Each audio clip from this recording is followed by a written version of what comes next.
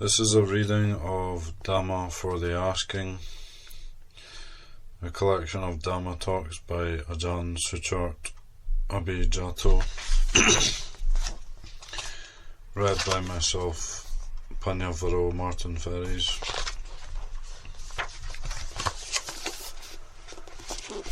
Chapter 1, Insight into Buddhism.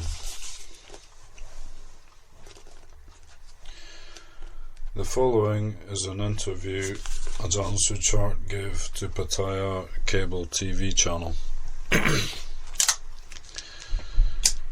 Interviewer: can you please be so kind to tell us a bit about your background before you became a monk?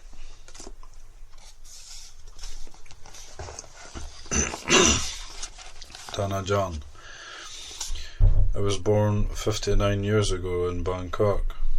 When I was about 10, my parents moved to Pattaya. They sent me to a school in Bangkok, an American missionary school founded by a Christian denomination called the Seventh-day Adventist. It is now called the Eka Mai International School and teaches in English, based on the American educational system. After graduating from high school, I worked for about a year and a half as a translator-interpreter, saved some money, went to college in the States, in California, and graduated in civil engineering. After that, I returned home and took time off, learning about things I wanted to know, especially religion. Eventually I started to practice some Buddhist meditation and found it to be profitable for me, in the sense that I gained peace of mind. I was very happy inwardly. So I wanted to have more of this. The only way to do it is to become a monk, because a monk's main goal is to seek peace of mind by practicing meditation. In order to do this, we have to relinquish all of our material comfort and seek only spiritual peace and happiness. That's the reason why I became a monk in 1975. I have been a monk for about 32 years now. Interviewer: what is the daily routine of a monk in the temple here? Ajahn: the daily routine starts at about 4 o'clock in the morning. When the bell is rung, monks will attend a morning meditation and chanting session, with about an hour of meditation in the main shrine, followed by chanting for about 30 minutes. After that, we prepare ourselves to go on our alms round to collect food for our meal. We go to several villages around the temple. We have pickup trucks and minibuses to take us to the villages, where we walk for about an hour, half an hour.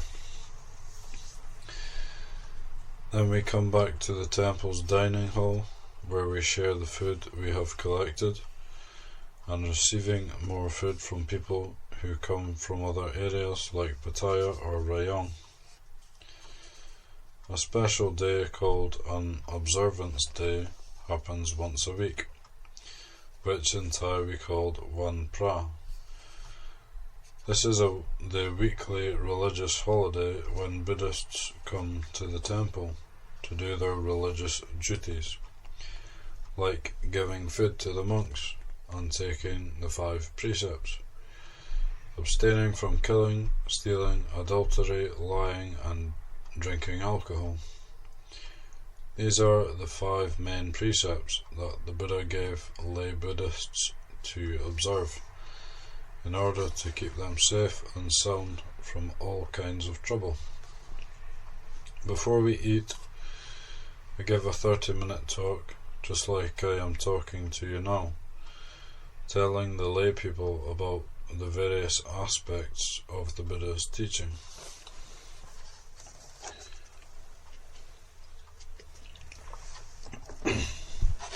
When I finish talking, the monks start eating. The lay people also eat the food that is left over from the monks. After that, we go our separate ways. The lay people go home, while the monks stay and clean up the dining hall.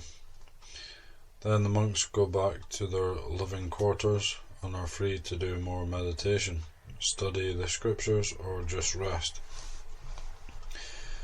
In the afternoon, at about 3 o'clock, the monks are allowed to have some refreshments, like coffee, tea, or fruit juice. The monks here eat only once a day, following the forest tradition. You see, there are two kinds of traditions in Thai Buddhism: the city tradition and the forest tradition. City monks eat 2 meals a day, a light meal in the morning and one before noon, at about 11 o'clock. The city monk's main duty is to study the scriptures, while the forest monks wander in the forests, seeking the quiet of the forest to practice meditation. They eat once a day because that's easiest when living in the forest. People who give food are usually farmers who have to go to work in the rice fields after giving food. The practice of eating once a day also assists our meditation, because the less we eat, the less drowsy we become when we meditate. When we eat a lot, we usually fall asleep. Let's come back to the duty of the monks. In the afternoon, at about 3, the monks will go to a place we call the coffee shop, where we can have some refreshments, hot or cold drinks. After that, we help sweep the paths and the temple grounds. Then we wash and get ready for the evening session of chanting and meditation, which starts around 6 p.m. and lasts an hour and a half until 7:30. Then we go back to our quarters to do more meditation, sitting or walking meditation, go to sleep and get ready for the next day, which starts around 4 in the morning. This is the routine that we do every day. There is no holiday for us. Actually, being a monk is already a holiday in the sense that we don't have to work, pay bills, or pay any rent. Nothing. Everything is paid for. The only thing expected from us is to observe the 3 duties of a monk: do good, abstain from doing evil, and purify the mind by eliminating the 3 mental defilements, namely greed, hatred, and delusion, which are the cause of all the troubles in the world and in ourselves. We are not content or happy because of these 3 defilements. If we could get rid of all of them, we would be peaceful at all times. We would never crave for anything. Interviewer: What is the karma of life, and how do we maintain a happy life at all times? Tanajan: Karma in Buddhism means action. What we do by way of our thoughts, words, and deeds, which is the cause of our happiness or sorrow. So, we have to watch what we do, what we say, and what we think. Especially what we think, because it is the one that tells us what to do and what to say. Like today, before you could come here, you first had to think that you wanted to come see me. Then you had to tell your friends to get all the equipment ready and get here. Karma is the three actions of thoughts, words and deeds that can be good, bad or neither. If you do good, you become happy. You feel good. Like, if you want to go help someone today, you can go give food to the elderly or handicapped. Maybe it's your birthday and you want to do something good. When you do this, you will feel good. On the other hand, if you steal or say something bad to other people, you will feel bad after having done it. If you do good all the time, you'll always be happy, but if you do bad, you'll always feel bad. That's why the Buddha stressed the two actions that I mentioned earlier. Do good deeds and avoid doing bad ones. In addition, you also have to get rid of the three defilements, namely greed, hatred and delusion, because they are the root causes of our bad actions, even if you might not think so. When you want something, and you can get it legally or morally, then it's okay.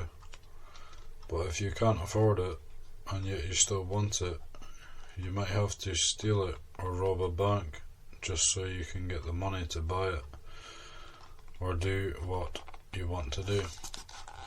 It's because of your greed. You have desire. You want to do this and that. But really, you don't have to do anything to be happy. Just sit still.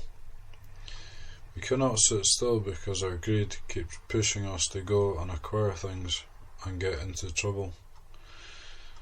We have to compare with other people and may have to do things which are not proper, not right, or not legal. This gets us into trouble.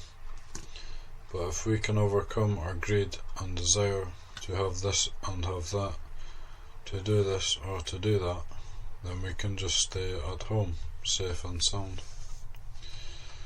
So, the root cause of all our problems is greed, hatred and delusion. When we want something and someone stops us from getting it, we get mad at that person. We get angry and want to do something bad to that person.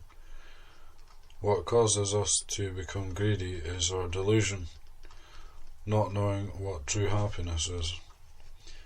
Our delusion always tells us that there's something better on the other side of the fence, that the grass is always greener on the other side.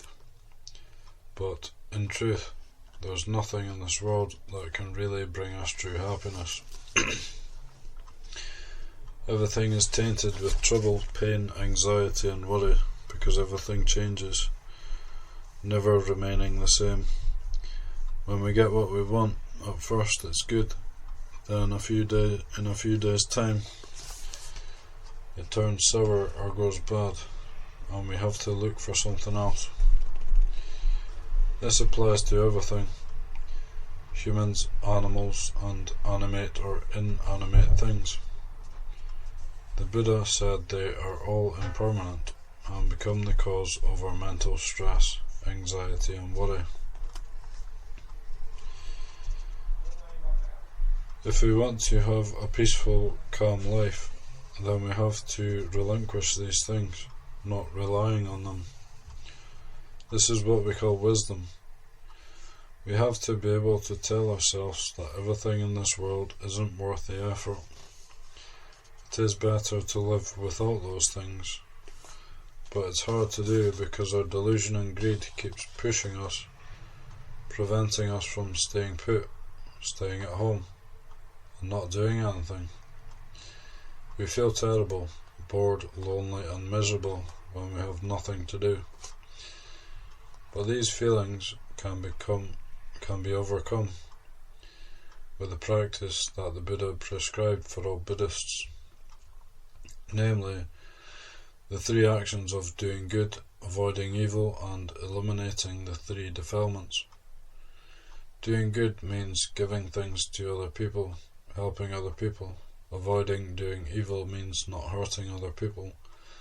Keeping the 5 precepts in order to eliminate the defilements of greed, hatred and delusion.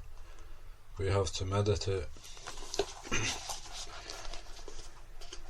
We have to sit down and concentrate on one particular mental object. The breath, for instance. Just focus on that object and try to avoid thinking about anything. Just concentrate on our breathing. When breathing in, be mindful of breathing in. When breathing out, be mindful of that. Watch our mind. Don't let it go. Think about other things. If we persist in keeping our mind focused on our breathing, sooner or later our mind will converge and drop into calm, like a golf ball that we hit into a hole. When the ball falls into the hole, it cannot move around. In the same way, when the mind converges into single-mindedness, it will rest and become peace. It will rest and become at peace with itself.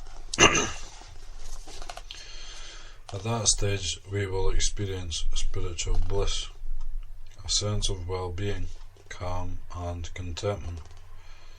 If we have experienced this even just once, we will know that this is the answer to life. This is what we are looking for. It's the Buddhist Holy Grail. Interviewer: for those who have sinned, can they be redeemed? Ajahn: no.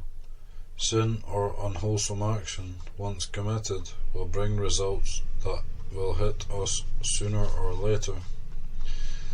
Maybe not in this lifetime, maybe in the next life. The immediate result that we can feel right away is in the mind. We feel bad, worried and afraid. When we see a cop, we get very scared. This is already the result of our sin. We cannot absolve or wash it away.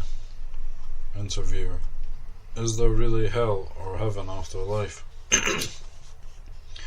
Ajahn: hell and heaven are already here in this life, and also in the afterlife. When we feel good after having done something good, this is heaven already. It's all in the mind. When we do something bad, we feel bad, which is hell already, right in this life. In Buddhism, heaven and hell also exist after we die, depending on our karma, that which we have previously done. For instance, when we die and it's time for our bad deeds to bear fruit, then we'll have to go to hell. If it's time for our good deeds to bear fruit, then we'll go to heaven. But heaven or hell is not a place or a location, it's a state of mind. The nature of the mind is very difficult to grasp. We all have a mind. Without the mind, we would not be conscious or able to feel or know. The mind is the consciousness, the one who knows, the seed of our emotions, our suffering and happiness, resulting from what we do, say, and especially what we think. When we have good thoughts, we feel good. We are already in heaven at that moment. Whatever we do, good or bad, will accumulate and become a habit that will compel us to do it again and again. Heaven and hell are inside the mind, which cannot be perceived with the naked eyes.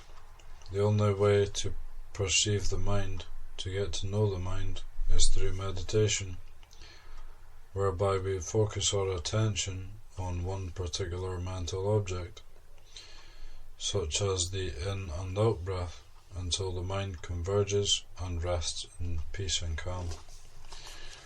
That's when we will get to see the mind, because during that time the mind is temporarily detached from the body and all sensual objects and sights, like sights, sound, smell, tastes, and tactile objects that come through the corresponding sense doors of the eyes, ears, nose, tongue, and body.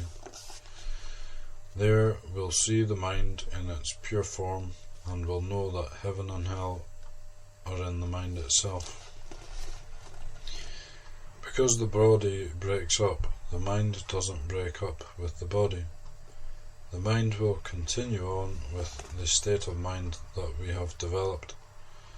If we have consistently done good, the good mental states like heaven and Nibbana will appear. In Nibbana, the mind is totally free from all forms of suffering, because the three defilements of greed, hatred, and delusion have been completely eliminated. If we have consistently done bad, woeful states of mind like stress, worry, and anxiety will consume the mind. This is hell. So to answer your question about whether hell and heaven really exist, the answer is yes. It is not a place or location though, but rather a state of mind at the time of the body's dissolution. It can last for a long time, but will eventually disappear, and a new state of mind will take over. If it is a happy state of mind, it is heaven. If it is a state of mind consumed by the fire of suffering, anxiety, worry, hate, and fear, it is hell that will remain for a while, and will eventually be supplanted by another state of mind. This process goes on and on, driven by the karma that we have committed previously, until we once again reap the state of mind of a human being. We will then take a human birth again. Or if we have the state of mind of an animal, then we will be born as an animal.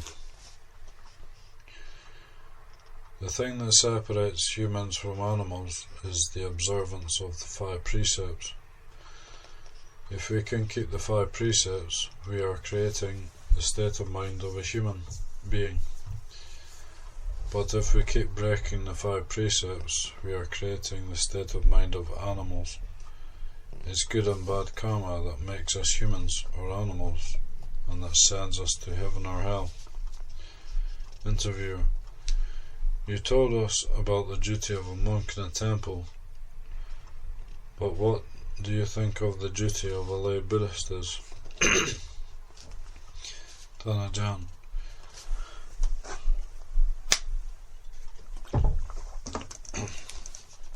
For lay people, the 3 categories of action that I mentioned earlier also apply, but at a lower level of intensity. Doing good for lay people means helping other people, like helping the sick, elderly, needy, and also the monks, because monks have no occupation. They rely on the support of the lay people to exist. That's why lay people give food to the monks every morning, if there are monks who happen to pass by their house. If not, they will wait until the weekly religious observance day to come to the temple to give food to the monks. This is just a brief example of what I mean by doing good, but it can cover every form of charity and everything you do that is beneficial and not harmful to other people and animals. If you see stray dogs and give them food and shelter, this is also doing good.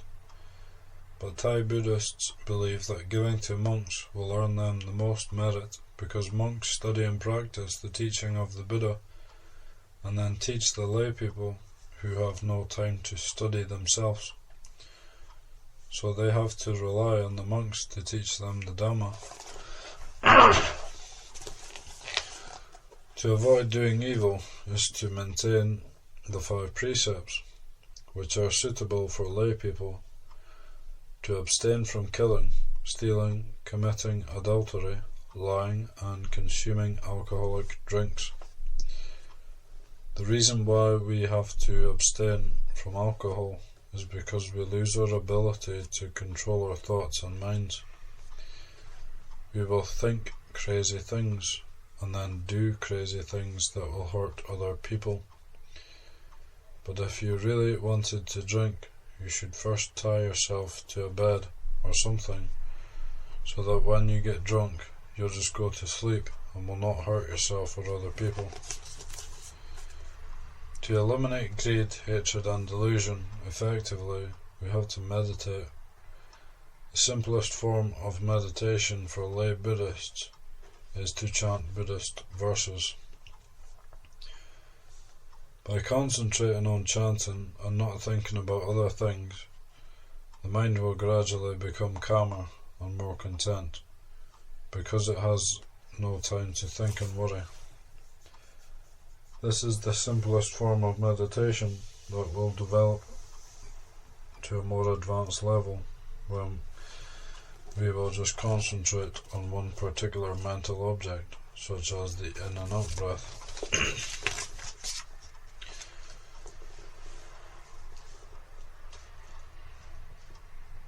The goal of meditation is twofold: mental calm and wisdom, or insight into the true nature of all physical and mental processes.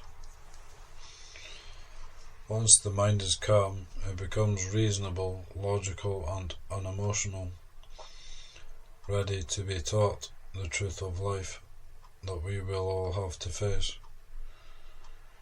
Having been born, we are all subject to aging, sickness and death, which no one can escape. The best way to face them is to be ready for them. The body doesn't know that it will age, get sick and die. The mind does. Due to delusion, the mind thinks the body is itself and clings to it. When the body becomes sick, old and dies, the mind thinks that it is the one that gets sick, gets old and dies, when in fact it doesn't. The mind, as I said, goes on after the dissolution of the body. So we have to teach the mind to be brave, to face up to the truth of the body. Once the mind becomes calm and composed, it will accept it and be free from anxiety and agitation. This is the development of wisdom in Buddhism, to know the truth of life and face it squarely and calmly, because the mind doesn't get old, get sick or die, it's the body that does. Due to delusion, the mind thinks that it is getting old, getting sick and dying. Once the mind has learnt the truth and embraces it, the mind will no longer resist or be afraid. It will accept it just like anything else. Just like the rain, a storm, and good or bad weather. They come and go. But the mind doesn't change with these things. The mind just knows. These are the 3 duties that the Buddha prescribed for Buddhists. We practice charity, abstain from morally objectionable behaviour by keeping the 5 precepts, and practice meditation to calm the mind and instill it with the true truth of impermanence. Interviewer: how do we get rid of material possessions, and why do we have to do that? Tanajan: material possessions have both beneficial and harmful consequences. We need some materials in order to live a comfortable life. The body needs the 4 requisites of food, shelter, clothing and medicine to maintain life. but we shouldn't have more than we need. The surplus will only be a burden we have to take care of. If we live a simple life, we can get rid of a lot of material possessions. Ask yourself these questions every time you want something. Do I need it? Can I live without it? If you can live without it and don't really need it, then you shouldn't have it.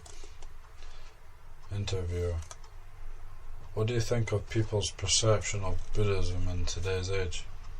Ajahn: today people's understanding of Buddhism is quite far from the core of the Buddhist teachings. The Buddha always taught the principle of karma. You have to rely on yourself. Even the Buddha cannot help you. But sometimes people go to the temple, pray, and ask for things from the Buddha images. This is not the teaching of the Buddha, because the Buddha always said that you are your own refuge. You have to do good in order to reap good outcomes. You have to avoid doing bad if you don't want to reap bad consequences. You have to overcome your greed, hatred, and delusion, but instead you go to the Buddha with your greed. You want your wife or husband to be faithful to you. You want to always have good health. These are things the Buddha can't give you, because good health depends on how you live your life. If you abstain from alcohol and exercise a lot, you'll have better health than someone who drinks and doesn't exercise. You have to rely on yourself, not the Buddha. The Buddha is just a teacher. But most Thai Buddhists don't realize this. We think the Buddha is a god who will always answer our prayers and wishes. If we want to be admitted to a university, we pray to the Buddha, spending 3 days at a temple hoping that we will be accepted by the university. Sometimes it happens, not because of our prayers, but because we studied hard and have the qualifications. That's all. Those who cannot separate cause from effect will believe that Buddha images and famous monks can work magic for them. If they need anything, they will donate some money and pray for it. When they get it, they will tell other people how good and effective a certain monk or Buddha image is. People will then rush to that particular monk or Buddha image without thinking that it's just a coincidence. Many Thai Buddhists have this erroneous belief because they don't study the Buddha's teachings. Interviewer: why do foreigners become monks and stay in the temple, and what makes them so interested in Buddhism?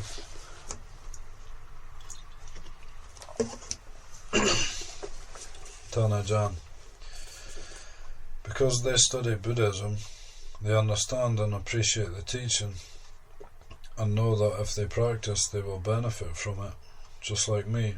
When I first studied Buddhism and applied it in my daily life by practicing meditation, I found something that I never had before, right inside myself. Something inside all of us. But we keep looking outside. We look for money and material possessions, but we are never truly happy with what we have, because material possessions are not the answer to our happiness. The real happiness is waiting for us inside ourselves. By meditating, we can corral the mind into a state of single-mindedness, where we will experience the kind of happiness that we have never experienced before. This is one of the reasons why foreigners become monks in Thailand. First they study the Buddha's teaching, and then they practice it in their daily life by giving to charity, abstaining from bad behaviour, and meditating.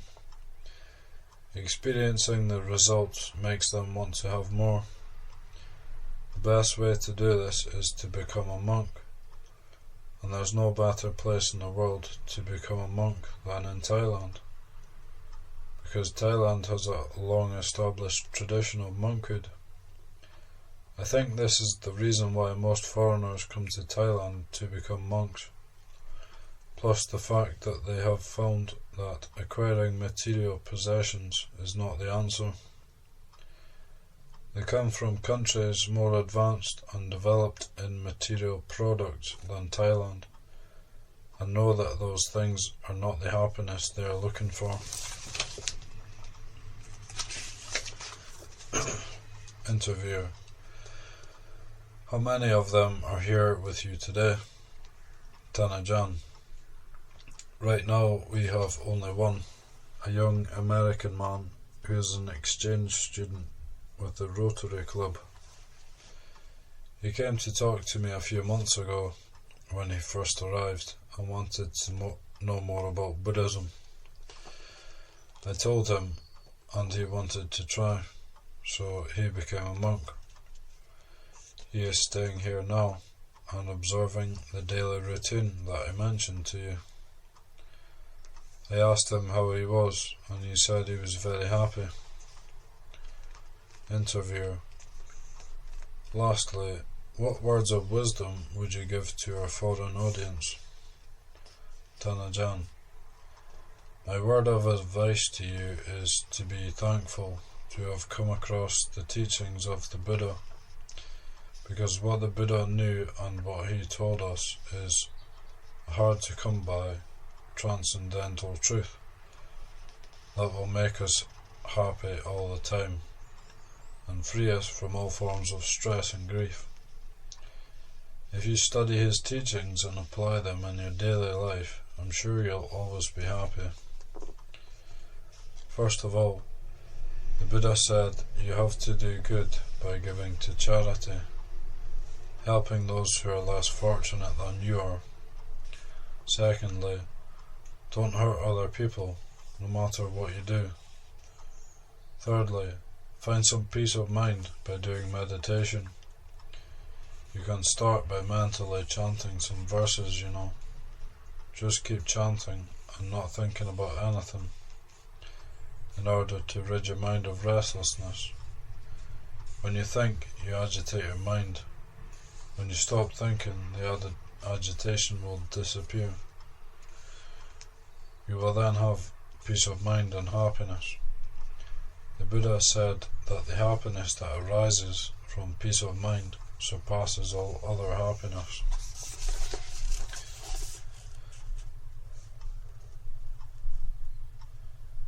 But it's not easy to do, because the mind, by its nature, keeps thinking all the time, like a monkey that keeps moving from one tree branch to the next. The mind thinks about one story, then moves on to the next story, on and on. At the same time, it creates all kinds of emotions along with it. If you think good thoughts, you feel good. If you think bad ones, you feel bad. If you help someone today, making him happier and improving his life, when you think about it, you'll feel good. If you did something bad to someone, hurting someone, when you think about it, you'll feel bad. Learn how to control your mind, steer your mind to think good thoughts, and prevent it from thinking bad ones. In order to do this, you have to live simply. If you don't, your greed will push you to do things that you'll regret later. If you live simply, you won't do things that will cause problems or hurt other people. So, this is my advice to you. Be happy with what you have. Live as simply as you can. Just have the 4 requisites of life: food, shelter, clothing and medicine. Once you have these, there's no need to have anything else, because what you have will give you problems and stress. When you possess something, you want to keep it as long as possible, but things don't last forever or remain the same. They always change. They come and they go. If you cling to them, you will feel terrible when they leave you. Take it as it comes. Don't cling, and you will always be happy. I hope what I have said to you today will more or less help you understand Buddhism and the monkhood. Thank you.